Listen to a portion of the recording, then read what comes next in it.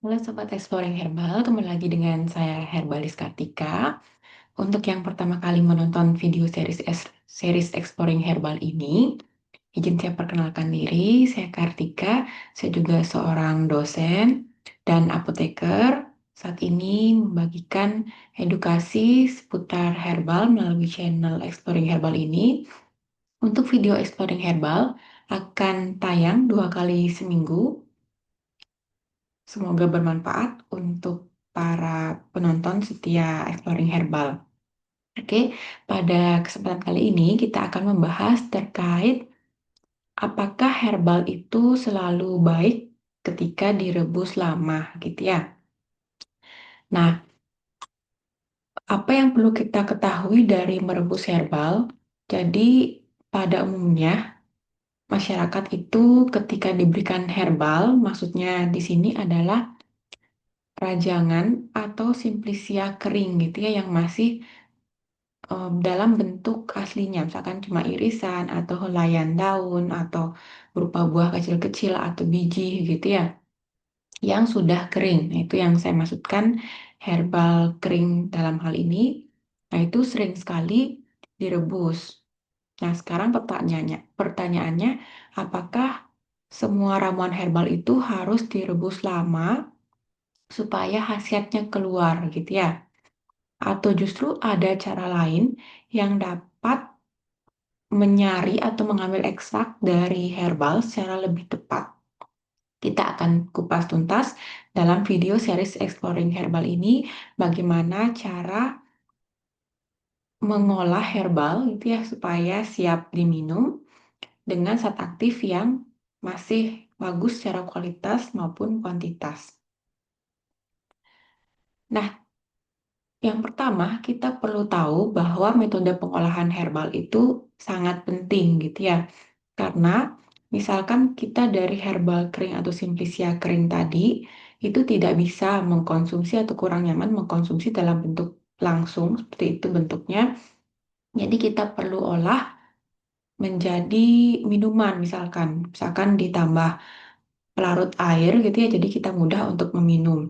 Nah, itu perlu diketahui bahwa beda tekstur dari bahan herbal itu metode pengolahannya akan berbeda.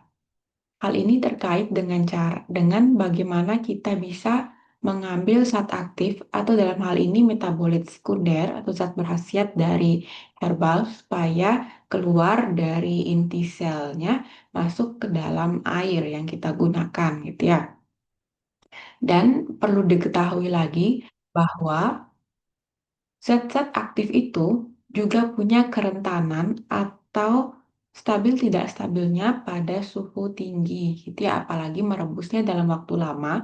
Nah, ini suhu seringnya tidak terkontrol, jadi semakin tinggi gitu ya, walaupun api kompor mungkin tidak ada ditambah, jadi menggunakan api kecil, namun ketika lama prosesnya, maka suhu yang memapar herbal itu akan semakin tinggi.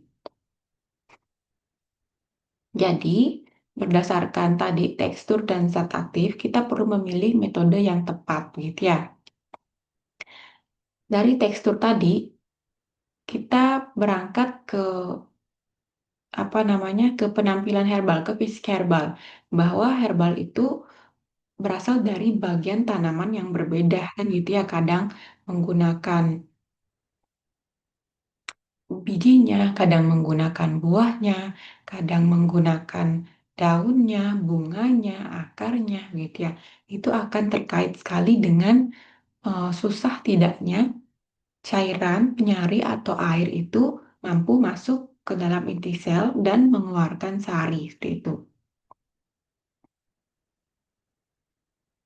Kemudian, yang perlu kita perhatikan lagi adalah bahwa selain merebus, itu ada metode lain sebenarnya yang bisa kita gunakan untuk mengambil sari dari tanaman. Misalkan, ada namanya dekokta dan infusa, gitu ya. Itu merupakan produk hasil perebusan. Nah, sekarang bedanya adalah di lama proses perebusan. Jadi kalau dekokta itu adalah merebus herbal mulai dari suhu 90 derajat itu selama 15 sampai 30 menit. Itu dekokta namanya. Kemudian kalau seduh atau sering kita sebut infusa dalam bahasa akademis, itu bedanya dari dekokta yaitu durasinya agak lebih pendek. Hanya 5 sampai 10 menit atau sampai 15 menit. Kalau di teori farmasi, infusa 15 menit, dekoktanya 30 menit seperti itu. Kemudian metode lain yaitu kukus. Jadi kita biasanya kalau mengukus itu banyak yang dari umbi atau dari buah gitu ya. Jadi kukus biasa seperti mengukus pangan seperti itu. Ini digunakan untuk menjaga kestabilan dari enzim atau aroma dari bahan herbal gitu ya. Cocok untuk nanti hasil sarinya untuk proses inhalasi atau yang akan diformulasikan lebih lanjut digabung dengan bahan herbal lain ataupun mungkin bisa langsung digunakan gitu ya. Kemudian metode lain yaitu metode fermentasi. Digunakan untuk meningkatkan senyawa aktif dan mengurangi toksisitas. Karena biasanya dari proses fermentasi akan muncul gitu ya, muncul atau terbentuk senyawa-senyawa baru yang pada umumnya itu lebih aman atau justru ada senyawa aktif yang hanya terproduksi melalui proses fermentasi dan itu lebih aktif dari produk kita bilang atau bahan asalnya gitu. Seperti misalkan dalam proses pembuatan kombucha gitu ya. Jadi bisa menggunakan proses fermentasi. Kemudian dari empat metode tadi, infusa, dekokta, kemudian kukus dan fermentasi, ini kita sesuaikan dengan jenis bahan herbal kita. Misalkan akar atau rimpang itu dia cenderung keras dan mengandung senyawa aktif yang agak susah untuk dicari gitu ya, agak susah untuk diakses oleh air gitu. Sehingga kita perlu proses merebus dan cenderung lebih lama dibanding bagian tanaman lain gitu. Jadi kalau kita ingin merebus akar dan rimpang dari keempat metode tadi, itu kita lebih cenderung menggunakan metode infusa atau dekokta. Kalau digunakan secara apa namanya menyiapkan herbal bersama-sama gitu ya, yang ada akarnya, daunnya, bijinya. Jadi yang akar dan rimpang ini kita masukkan duluan gitu ke panci rebusnya, karena dia butuh waktu yang lama untuk direbus gitu ya, karena tadi terkait dengan tekstur. Kemudian daun, ini cenderung bahannya lembut dan banyak senyawa volatil atau mudah menguap biasanya di daun. Sehingga kita cukup seduh gitu ya. Misalkan kita punya dedaunan kering, ingin dimanfaatkan sebagai minuman. Jadi tidak perlu direbus, ambil takaran yang untuk satu penyajian, satu gelas, kita seduh seperti itu sambil agak diaduk. Nah, itu metode ada satu lagi kalau dari farmasi itu namanya digesti gitu ya, pengadukan dengan panas ringan. Kemudian kalau bunga kan banyak juga digunakan ya. Nah, ada yang memberikan perubahan aroma pada poliherbal kita gitu, atau dia sendiri sebagai bahan utama dalam herbal. Nah, itu bunga ini cenderung lembut dan aromatis juga. Jadi mengandung banyak senyawa volatil dengan aroma yang khas. Ini biasanya kalau bunganya keras, itu bisa diseduh. Atau yang umumnya kalau bunganya teksturnya cenderung em, apa namanya mahkota bunga yang kita pakai, jadi dia cenderung lembut gitu ya, rentan. Jadi kita cukup menyeduh atau bisa menggunakan kukus. Nah, itu lebih aman lagi. Kemudian kulit batang. Nah, ini sama seperti akar tadi, dia juga cenderung itu ya relatif keras dan padat biasanya. Karena setelah dikeringkan itu akan makin keras. Sehingga kita menggunakan metode rebus, baik itu infusa maupun dekokta. Kemudian dari buah. Buah ini cenderung kadar airnya tinggi dan juga mengandung gula yang tinggi.